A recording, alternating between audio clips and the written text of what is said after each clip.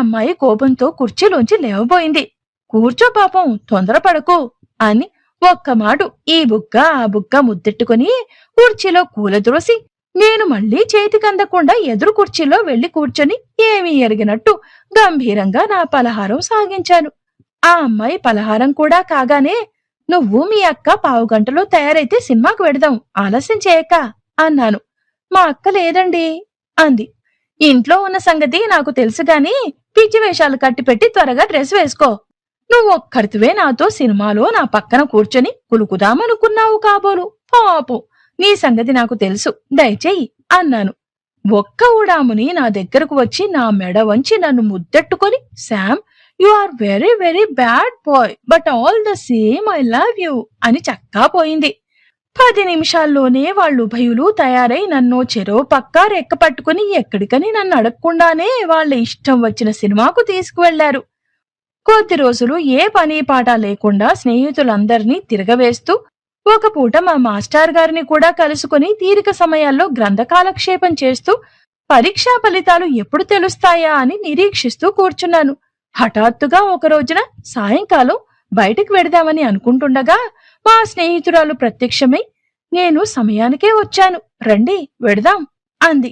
సరేనని బయలుదేరి దారిలో ఉన్న ఒక హోటల్కి వెళ్లి టీ తీసుకున్న తరువాత సినిమాకు వెళ్ళాం.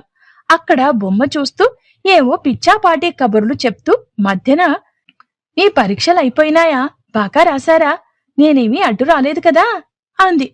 బాగానే రాశాను, పాస్ అవుతాను అనుకుంటున్నాను అన్నాను. ఫలితాలెప్పుడొస్తాయి అని అడిగింది. దానికోసమే నిరీక్షిస్తున్నాను, 4-5 రోజుల్లో తెలుస్తాయి అని అనుకుంటున్నాను అన్నాను. అయితే తెలియగానే ప్రయాణమేనా మీ దేశానికి అన్నది. అవును అన్నాను.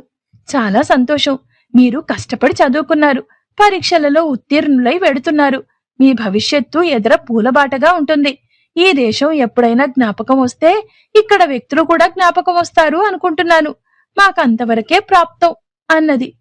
తరువాత పిక్చర్ అయ్యే వరకు మాట లేక ఒకరినొకరు కౌగిలించుకుని కూర్చున్నాం. తరువాత బయటకొచ్చి మన మామూలు చోటికి వెడదామా అన్నాను. థ్యాంక్యూ సేమ్, వద్దులేండి, ఇలా విడిపోవడమే మంచిది కదా అన్నది. ఇక నేనేమీ అనలేదు. అంతటితో ఎవరి దారిన వాళ్ళు వెళ్లిపోయాం. వారం రోజుల తర్వాత పరీక్షా ఫలితాలు తెలిసాయి. నేను ఆశించిన దానికంటే ఎక్కువగానే మొదటి తరగతిలో పాస్ అయ్యాను. ఆ సంతోషం పట్టలేకపోయాను. ఎవరితో ఈ ఆనందం పంచుకోను? ముందు మాస్టర్ తోటి, రాజుతోటి చెప్పి వాళ్ల అభినందనలు తీసుకుని నా బసకు వచ్చి మా ల్యాండ్ లేడీ గదిలోకి వెళ్లి నేను పాస్ అయ్యానని చెప్పాను. ఆమె ఏదో వంట చేసుకుంటున్న మనిషి బ్రహ్మానందపడి ఆ మురికి చేతులతోటే నన్ను గట్టిగా కౌగిలించుకుని ఈ బుగ్గ ఆ బుగ్గ ఎంతో ప్రేమతో తన కొడుకుని ముద్దెట్టుకున్నట్టు ముద్దు పెట్టుకుంది. నన్నెంతో అభినందించింది. నిండు హృదయంతో చేసిన ఈ అభినందనకు నేను ముగ్ధుడనైపోయాను. కూతుళ్ళిద్దరూ నవ్వుతూ నాకేసి చూస్తూ నిలబడ్డారు. అలా నిలబడతారే, మీరేమీ అభినందనలు చెప్పరా అన్నాను. చెప్పకేవండి, అందుకే నిలబడ్డాం, హార్టియెస్ట్ కంగ్రాచ్యులేషన్స్ అని ఇద్దరూ చేతులు చెప్పారు. ఓ సింతేనా, మీ అమ్మలాగే మీరు అభినందిస్తారని ఆశిస్తుంటే ఊరికే చేతులు చెప్పి ఊరుకుంటే ఎలాగూ అని వారిద్దరినీ దగ్గరకు లాక్కుంటూ వారి నుంచి ఆశించిన పని నేనే చేసి ఊరుకున్నాను. తల్లి కడుపు చెక్కలయ్యేటట్టు నవ్వింది. పెద్దమ్మాయి కొంచెం సిగ్గుపడి బుగ్గన గులాబీలు పూయించింది. చిన్నమ్మాయి కోపాన్ని అభినయిస్తూ, నువ్వు ఇలాంటి అల్లరి పిల్లవాడవని తెలుసు, నీ పని చెప్తా ఉండు అంది.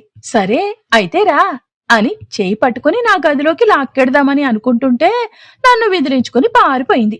పరీక్షా ఫలితాలు విద్యాలయంలో ప్రకటన కాగానే ఆ ప్రకటన మా వాళ్లందరికూ చూడగానే నేను మొదటి తరగతిలో వచ్చానని తెలియగానే మన వాళ్లంతా, వాళ్లే కాక ఆంధ్రేతరులు కూడా నన్ను ఎంతమందో తండోపతండాలుగా నా గదికి వచ్చి నన్నెంతగానో అభినందించి పైకెత్తేశారు. మన వాళ్లందరిలో వయస్సులో నేను చిన్నవాణ్ణి కావడం, ఇంత త్వరలో పరీక్షకు వెళ్లి ప్రథమ తరగతిలో రావడం వాళ్లందర్నీ ఆశ్చర్యచకితుల్ని చేసింది. ఈ పరీక్షకు ముందే నేను ఇండియన్ అసోసియేషన్ లో సహాయ కార్యదర్శిగా ప్రముఖ పాత్ర వహించటం, ఆ దేశానికి మన చెడుగుడు పరిచయం చేయడం, నేనెంతో తొందరగా గోల్ఫ్ ఆట నేర్చుకుని ప్రథమ తరగతి క్రీడాకారునిగా పేరు సంపాదించడం వల్ల నేనందరకు సుపరిచితుడను, అభిమాన పాత్రుడను అయ్యాను. ఈ వచ్చిన వారందరూ నన్ను అభినందించడమే కాక మాకందరకు వెంటనే పార్టీ ఇస్తావా చస్తావా అని కూర్చున్నారు.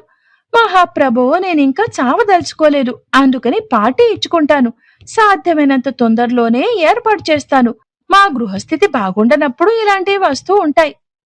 ఇక్కడ ఆయన ఖర్చుకు ఇది వడ్డీ అనుకుంటాను, దయచేయండి అని అందరినీ పంపించేసి నా మిత్రుడు రాజును, అప్పుడొచ్చిన ముక్కుపుడంగాన్ని, ఈ మధ్యనే రజస్వలైన కుర్రవాడిని, అంటే పాపం ఆ పనిచేసింది అతని భార్యలేండి, సంప్రదించి వారి సహాయంతో ఒక చిన్న హోటల్లో తేనీటి విందు ఏర్పాటు చేశాను.